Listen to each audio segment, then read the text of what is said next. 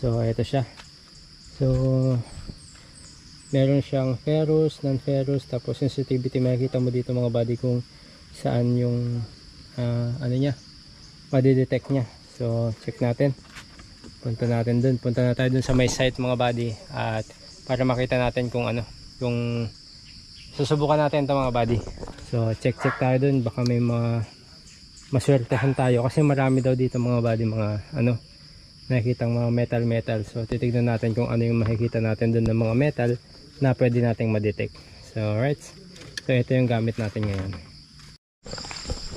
Alright mga buddy, at papunta tayo, maghanap tayo ng site kung saan merong pwede tayong mag-detect mga buddy. So ito yung gamit natin, detector, saka na dalang panghukay na maliit, tapos detect. So tara mga buddy, samahan nyo ako. So dito yung lugar na to, may malalim na hukay dito mga buddy. Ayun, halos isang buong kawayan ang lalim niyan mga buddy. So may pupuntahan tayong site na kung saan may mga sign mga buddy, treasure sign. Yan, samahan nyo ako mga buddy, mga tayo dun. Alright, usapan na dito mga buddy. Dito na kami sa site. Meron ditong pinag-treasurean na mga buddy, pero hindi namin alam kung may nakuha sila o wala. So, doon sa paligid nito, doon tayo maghahanap ng mga treasure mamaya. So ito mga buddy, ito yung pinaghukayan nila. So papakita ko sa inyo mga buddy para maniwala kayo. Ito yung galing sa ilalim ng butas. So ito yung butas mga buddy, abandon na siya, pero dati may mga naghuhukay dito, tapos bigla na lang silang nawala. Hindi namin alam kung may nakuha o wala. Napakalalim mga buddy. Ano? Yan, hindi po yan, ay gulat ako, aso pala yan. Hindi ito po balon mga buddy, hinukay talaga nila. Ayun, may hagdan pa silang kawayan. Ang lalim pala nito. Ayan, talagang solid mga buddy. Ay wala. Yan, ito yung hinukay nila mga buddy. So hindi po namin alam kung merong nakuha dyan o na-detect, kasi may mga nag-detect dito. Yan yung hinukay nila. Ayan, daming gabunton ang tambak na hinukay nila mga buddy. Yan, so, napakalalim na butas yan. So hindi lang isa yan mga buddy. So hindi lang isang butas yan mga buddy. Nandiyan yung isang butas. Ito po yung isa. Napakalalim din yan. Yan din yung isang butas mga buddy na hinukay nila. Kasi dito dati may mga sign dyan ng mga bato, pero yun yan, natanggal na nila. So yan mga buddy, dito tayo magdidetect. Try natin kung meron tayong madidetect dito sa gilid ng sapa.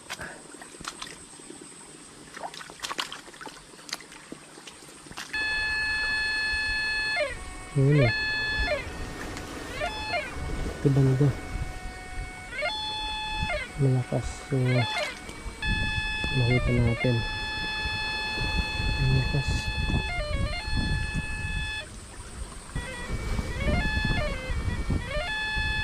Dito banda.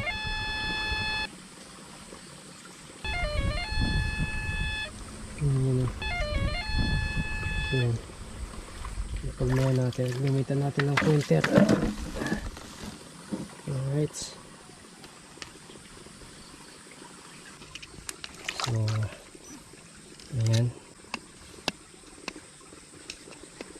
so check natin saan dito, saka natin hukayin pag wala. So wala siyang ma-detect mga buddy. So kailangan natin hukayin kung saan banda yung tumutunog.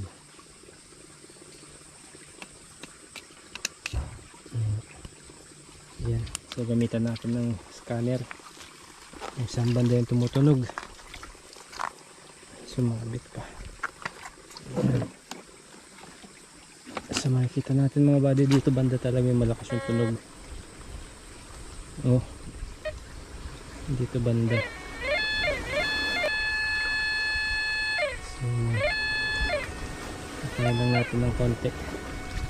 Patayin natin ng konti para makita natin kung saan dyan. Alright, ito banda. Tanggalin natin mga bato.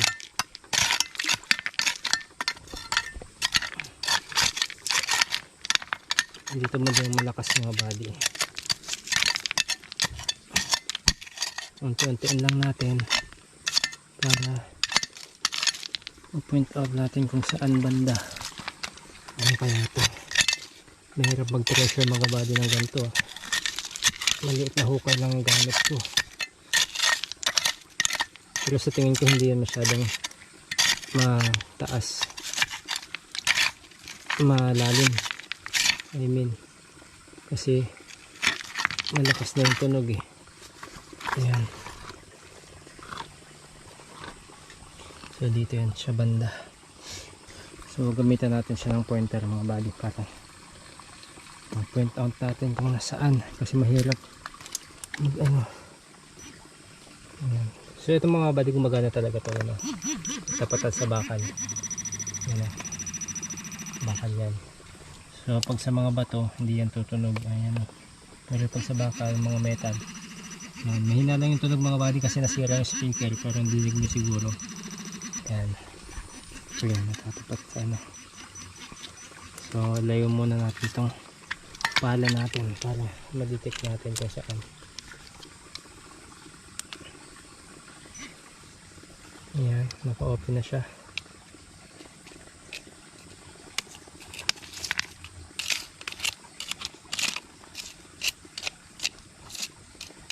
Wala, mahirap mag-detect ng ganito pala mga body. Yan. Yan ang mga body tumutunog. Saan? Ito. Dito banda tumutunog.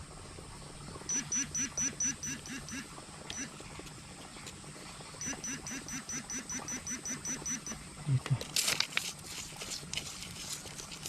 Ayan mga body coins. Oh. Ano ba yun? Ito mga body coins nga. Coins siya. Ang hirap maghawak na isang kamay lang. Ayan. Ayan mga body. Ayan, nakadali tayo ng isang coins. Ayan. Coins. Old coins. Kiskisin natin mga body. Ayan, tingnan natin. Ayan, nakadali tayo ng isa. Kiskisin natin kung anong coins to. Wala na, hindi na ata, hindi na siya maano, hindi na siya makilala.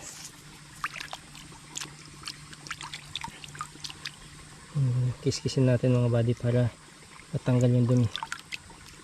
Yeah. Ayan. Ayan. Ang galing, naka-jackpot tayo mga body.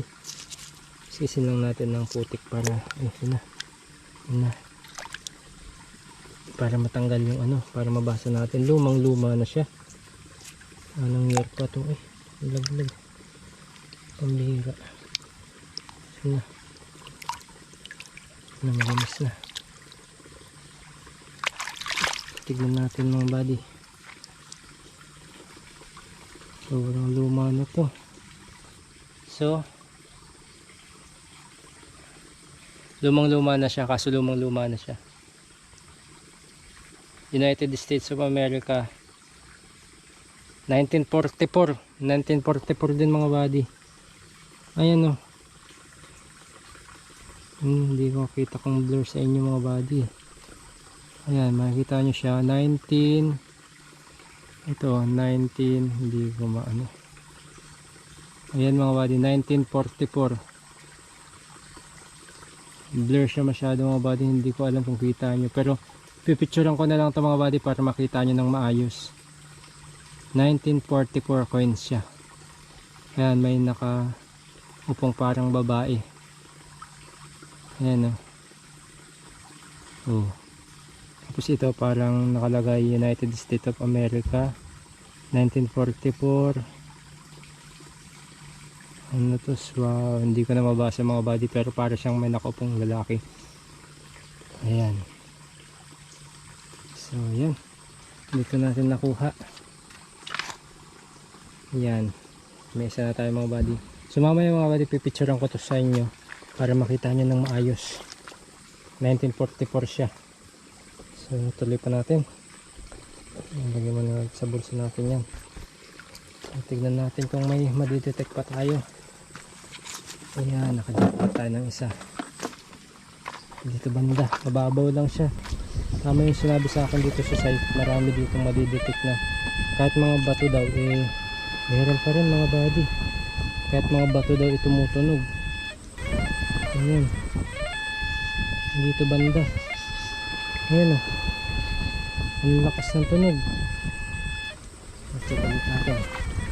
Alright, sana meron pa banda dito. So mag-detect ulit tayo. Pointer, malaking tulong tong pointer na ganito mga bali. Ayan. Ayan. Ano ba ito? Parang ano itong mga bali, oh. Lupa. Ayan o. Ayan. Tumutunog. Wala. Ayan. Dito mga body. Ayan, dinig nyo naman oh. Sa ilalim. Hukay tayo, hukay. Pero pagdag ng isang kamay ah. Ito putik. Putik to mga body. Putik. Ayan ah. Ayan. Dito banda eh. Hukayin natin.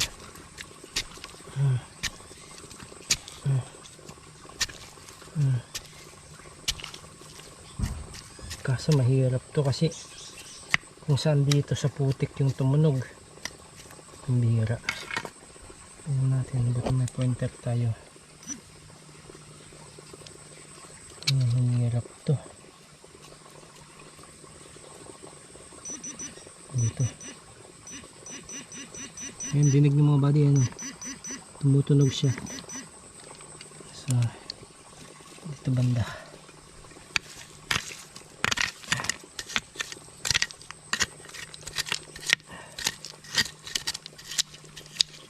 Dito banda.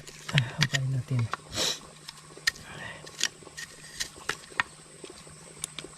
Pointer.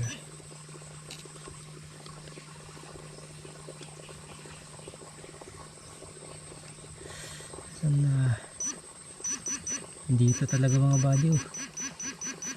Ayan o, ang lakas ng tunog dito. Dito wala. Dito sa paikot oh. Meron. Dito banda talaga. Ayan o. Hukay tayo, hukay. Excuse me. Hukayin natin. Butik-butik lang ito maano lang. Lambot. Ano kaya ulit ito? Tingnan natin baka nandito sa mga putik-putik.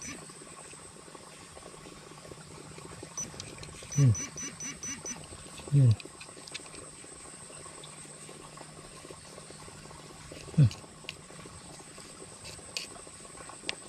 Wala man.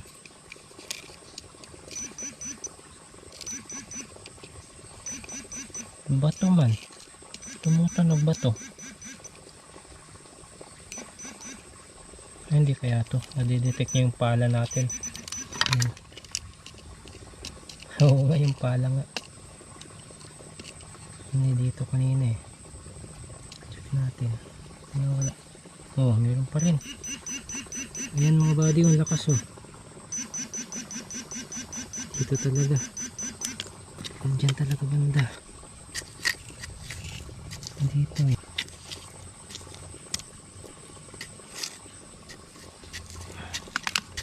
Kain natin. Mahirap kasi baka sumama sa mga putik mga body. Kaya hindi natin pwedeng bukalin ng mabilisan.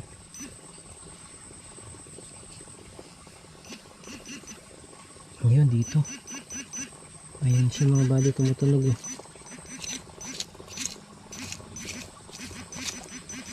Ayan, coins din mga body. Oh, ayan oh, coins. Coins na naman. Coins na naman mga body, ayan oh. Coins, ayan, tumutunog. Oh, wala na, jackpot tayo mga body. Naka-coins na naman tayo. Hugasin ulit natin. Ayan o. Tignan natin. Yan. Ito siya. Kiskisin ulit natin ng putik. Yan. Kiskisin.